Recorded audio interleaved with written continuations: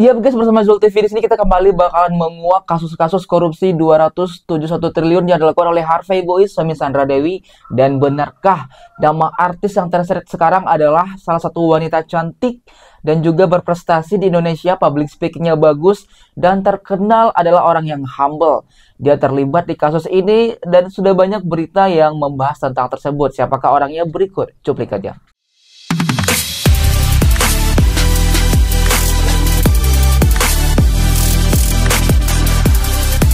Terungkap artis berinisial C. Kejagung umumkan sosok hingga Raffi diperiksa.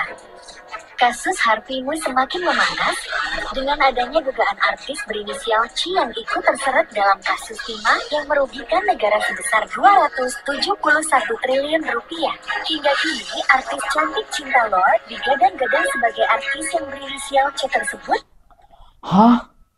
Inisial artisnya C, guys. Jadi setelah Raffi Ahmad yang diduga dan dicurigai bahkan banyak dituduh oleh netizen, sekarang artis selanjutnya yang diduga juga adalah inisial C yang digadang-gadang adalah seorang Cinta Laura. Sumpah ini sih bikin kaget banget, dan ini juga tentunya menjadi perhatian Indonesia karena Cinta Laura ini adalah sosok artis yang sangat humble, terkenal dengan artis yang sangat cerdas, pintar, dan baik gitu guys. Jadi nggak mungkin banget ya kalau seorang Cinta Laura bakal terseret dengan kasus ini. Namun berita ini sudah viral guys, sudah diberitakan di mana-mana. Dan benarkah seorang Cinta Laura terlibat dalam kasus Harvey atau korupsi atau pencucian uang 271 triliun tersebut? Kita lihat lagi ya guys. Hingga banyak yang mengira juga Raffi sudah diperiksa Kejagung hari ini. Meskipun hingga saat ini belum ada konfirmasi terkait artis yang berinisial C tersebut, Kejagung mengungkap jika akan mengusut segera hal ini dan mereka akan segera dihukum seadil-adilnya.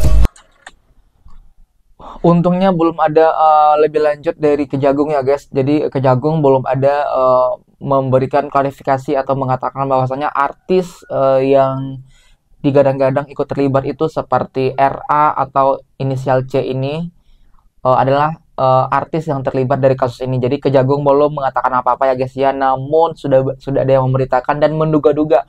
Dan semoga aja ya guys, semoga aja ini tidak benar adanya, dan semoga Kak Raffi Ahmad dan Cinta Laura tidak terlibat dari kasus ini karena memang beliau orang baik yang kita kenal ya guys ya, humble, terus juga punya prestasi besar di Indonesia. Apalagi seorang Kak Cinta Laura yang jejak digitalnya tuh bagus, jarang dia punya masalah kasus dan lain sebagainya guys ya. Jadi semoga tidak benar adanya. Oke, kita beralih kepada berita yang selanjutnya tentang berita hot dari suami Sandra Dewi. Sandra Dewi, Harvey Boys jadi tersangka korupsi timah dan ditahan. Lu bayangin ya, lu ngerasa nggak sih kayak pas yang si cewek itu masuk karena dikorupsi juga ya, ditahan, kayaknya tuh biasa aja gitu. Malah orang-orang kayak, lu sih pamer-pamer bla bla bla bla bla, nyebutin harga ini segini segitu. Tapi di giliran Pak Harvey Boys rasanya tuh kayak sedih banget, say. Kenapa? Karena kita tahu selama ini dia tuh kayak nggak pernah pamer, istrinya juga nggak pernah pamer ya, Sandra Dewi ya, nggak pernah nyebut punya ini, punya itu, punya harga sekian, punya harga Guys, kalau kakak ini bilang sebelumnya jejak digital Sandra Dewi dan suami tidak pernah pamer, ini mungkin banyak disanggah juga sama netizen lainnya ya, bakal banyak disanggah.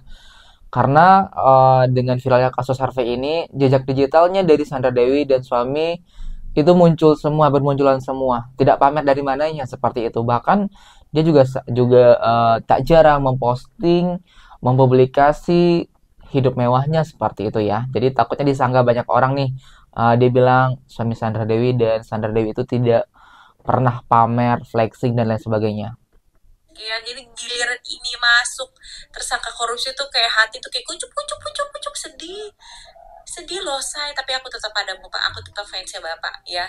Yang gue bingung nih ya, di lambe-lambe ini nih banyak banget nih yang malah ngebully Sandra Dewi yang bilang karena kebutuhan istri dan anak-anaknya banyak. Bambang, dia juga kerja.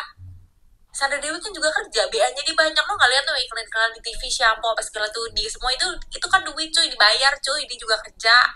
Bukan cuma ongkong-ongkong kaki. Lu nggak lihat tuh di IG-nya dia tuh semuanya kerjaan. Lagi pula ya, emang kebutuhan anak lo kagak banyak juga kan? Ya udahlah gitu loh, nggak usah. Intinya ya guys ya, seorang netizen ini bereaksi untuk membela Sandra Dewi dan mungkin suaminya ya. Mungkin tidak membela kelakuannya yang korupsi, tapi membela Toh juga Sandra Dewi itu kerja, dapat endorse atau ngiklan dan lain sebagainya. Iya memang dia bekerja, cuman tetap tidak terlupakan ya kasus suaminya yang benar-benar merugikan masyarakat Indonesia. Wajar nggak sih netizen Indonesia, warganet bahkan seluruh masyarakat Indonesia menghujat, menyerang Sandra Dewi dengan seperti yang terjadi sekarang.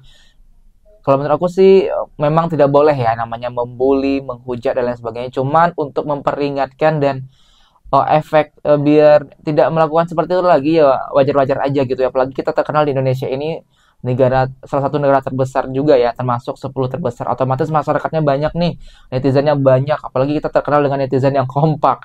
Kalau satu kasus terjadi pasti bakal dikawal oleh netizen. Jadi ya Anda siap berbuat, siap dengan resikonya. Apalagi Anda seorang public figure. Boleh nggak sih kita komentari seperti itu? Namun kakak ini kayaknya lebih membela Sandra Dewi dan suami dari Sandra Dewi tersebut yang cuman hanya sedih melihat tindak tanduk netizen terhadap komentarnya kepada mereka berdua. Guys, ini gue mau ngebahas masalah si HM, dan ini masih analogi gue ya, bisa dipercaya enggak. Jadi gini, si HM ini, si suami artis ini yang ketangkep adalah mak comblang antara si tuan rumah, yaitu tuan rumah itu si punya perusahaan dengan tamu yang tak diundang adalah penambang liar yang melakukan penambangan di lokasi tuan rumah. Nah, cara si tuan rumah dengan si tamu tadi atau penambang liar itu tidak ketahuan dengan tuan rumah, yaitu tuan rumah adalah negara, ya negara kita ini nih, dengan cara sewa menyewa, ya. Jadi apa yang disewa itu, yaitu pelebur timahnya gitu kan.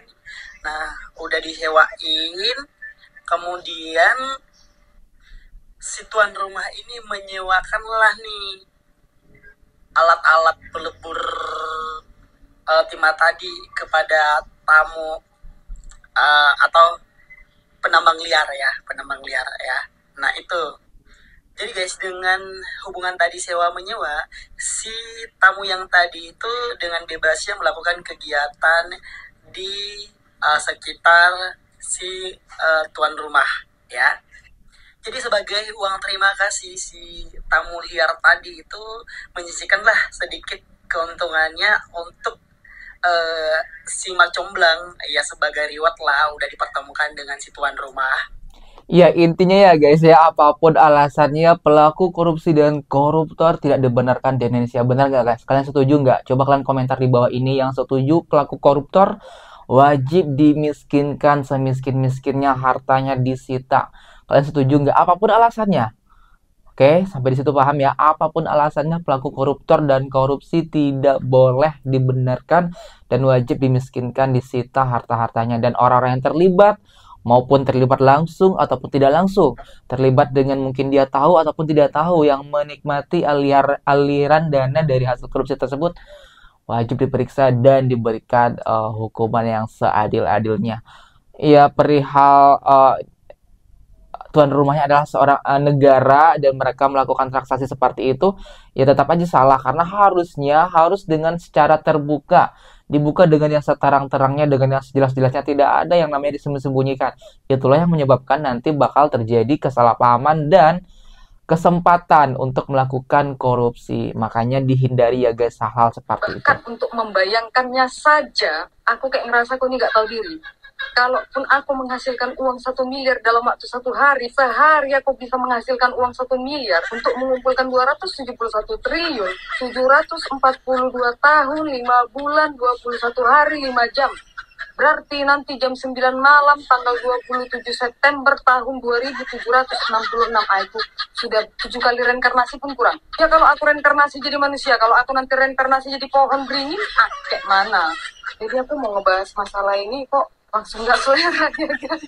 Oke, tapi tetap lah ya aku beranikan diri. Oh gini, aku nih sebenarnya dari kemarin tuh mulutku nih mau lantam, tapi aku habis tegur sama TikTok. Jadi kalau tiba-tiba kalian mencari video itu tidak ada lagi di situ, mungkin sudah kalian save, tapi kok tiba-tiba nggak ada. Mak itu ada di Facebook fanpage punya, sama Instagram juga itu di link bio, di situ ada. Kadang-kadang bingung aku TikTok ini entah cemana spesifikasi. Intinya ya guys ya, bagaimanapun pelaku korupsi ini yang sangat banyak dan besar bisa membuat apa namanya?